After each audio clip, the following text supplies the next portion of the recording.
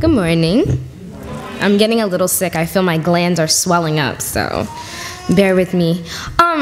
Before I talk, I'm used to teaching. So what I do is I always give my class a quiz first, and I ask them about the subject they're going to learn about. So I'm going to ask you a few questions before we get into water. So first of all, what is one benefit of water? Does anybody know? Oxygen. Okay, but why do we drink water? Why did God create water? Why was that the first thing on the face of the earth? It does. It quenches our thirst. Okay, what's another benefit of water? It cleanses the kidney. It does. It cleans out our system. Okay, so you know a little bit about water, why we need it. What are some signs of dehydration? How do you know if you're not getting enough water? Headaches. You get a headache? I heard that. That's a good one. What else? Yeah. Anything else? You will collapse. You'll pass out. You'll faint. Okay. So how much of our body is made up of water? It is 70% of our body. How much of our body weight is water? Nobody knows? Okay, good. We'll learn that. Okay, so what factors will increase our need for water intake? Does anybody know? What are some things that make your body need more water? If you're diabetic. If you're diabetic, if you perspire? Salt. If you eat taken a lot of salt? Okay, very good. You guys know a little bit. Yay. How much water do you need a day? 7 glasses or 8 glasses. Okay, 7 to 8 glasses, that's what they usually tell you. All right, so we're just gonna go over a few benefits of water. How many of you have joint problems? Because I have joint problems. Do any of you have joint problems? I'm the only one with joint problems. Do you know that water drinking increases joint lubrication? Do you know that it prevents colds? I probably should be drinking more water.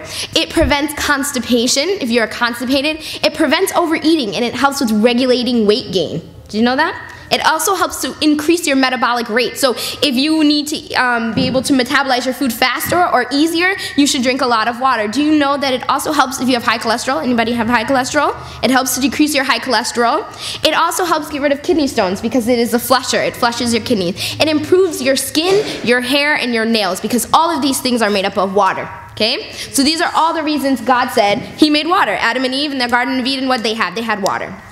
So, signs and symptoms of dehydration. If you're not getting enough water, what is going to happen to your body? If all of these things are what water does, what do you think is going to happen if you're not getting the water that you need?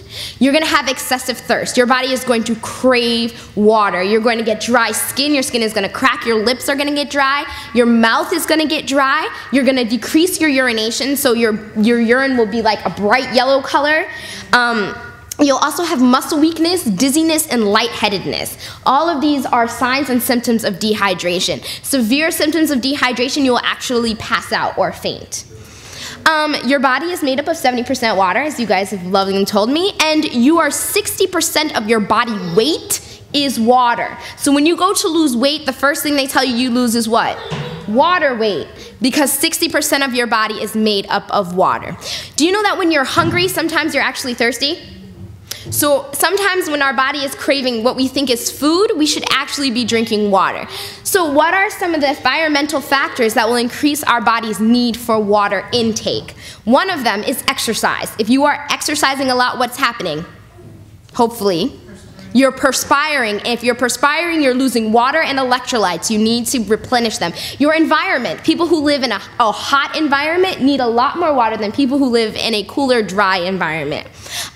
Illness, if you're sick, your body needs more water because you're getting rid of it. If you have a fever, you're sweating that water out. So your body needs more water in order to keep the system going. If you are pregnant or breastfeeding, you need more water than the average person does. And climate, if it's dry, if it's humid, all of these things are factors that increase our need for water intake. So, how much water do you need? The textbook definition is 8 to 10 glasses. But do I need as much water as my father does? Am I as big as my father is? So someone who's my father's size is going to need more water than someone who's my size, right? So each person intake of water varies on height and weight. You take your weight in pounds, divide that number by 2. And that's how many ounces of water you need a day. That's your weight in pounds divided by 2. And that's how many ounces of water you need a day. And you should do something called forced drinking, which is above the number that you get. So you take 1/3 of that number. So I weigh 120 pounds. I divide that in half. That's 60 pounds. I need 60 ounces of water a day. 1/3 of 60 above that is what I need. So I need about 90 ounces of water every single day in order to keep my body as healthy as possible. So when I go to the bathroom, my urine should not be yellow. It should be clear. It should almost look like the color of the toilet water, okay? So let's get practical. I'm telling you that you need to drink water. I'm telling you that it's important, but how do you practically put this into practice? How would I begin to drink water? Do you know when the best time to drink water is? To start drinking?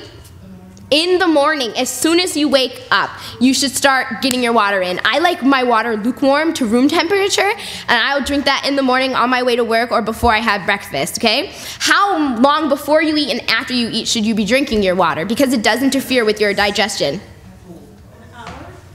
An hour when? Before or after?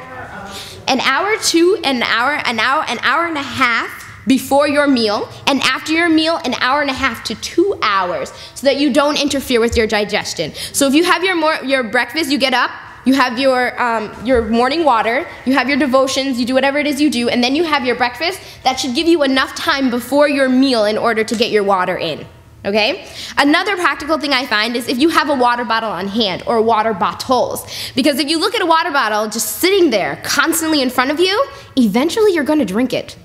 You're going to look at it and it's going to say, hey, please drink me. I'm sitting here. I'm still sitting here. So if you ever go in my car, my dad says I live in it, I have water bottles everywhere. They're just like strewn all over the floor. Some of them are half full, some of them are a quarter full. So all of these things are ways to help me remember that I definitely need to drink my water. And what temperature should water be drunk? At room temperature. Unless you are trying to quench hunger, water should be drunk at room temperature. If you are trying to quench hunger, like you don't want to eat late at night, drinking ice cold water actually shuts down the digestive system so that you are not hungry. So any of you trying to lose weight in the new year, like me, then you can definitely try that. It definitely works. Okay, so back to our quiz. What are some benefits of water? Come on. Keep the kidneys. Okay, to clean the kidneys. What else? What else are benefits of water? It helps with constipation. It cleans out the body system. Okay, what are some signs of dehydration? Dry skin, headaches, fatigue, dizziness, etc. How much of our body is made up of water? 70%. How much of our body weight is water? 60%. What are some factors that increase our need for water intake? Exercise, our environment, our climate, okay. How much water do we need? You can give me the textbook value. 8 to 10, but if you want to get particular, it's 1/2 of your weight in pounds. And how are we going to drink water? What are we going to do? Start doing to make it more practical to get our water in during the day. Keeping a water bottle. What else?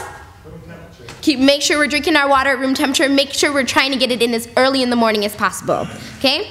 I want to leave you with this verse because Jesus talks a lot about him being the water of life. And the same way our body craves water, our spiritual body craves Jesus. And if we're not getting him in as much as possible every single day, we are going to lack. And this is taken from John 7:37 and 38. And it says, "In the last days, the great day of the feast, Jesus stood and cried and said, 'If any man thirst, let him come unto me and drink. He that believeth on me, as the scripture has said, out of his belly shall flow rivers of living water.'" Jesus is the living water inside of us. And every day as we crave our water, remember to crave Jesus.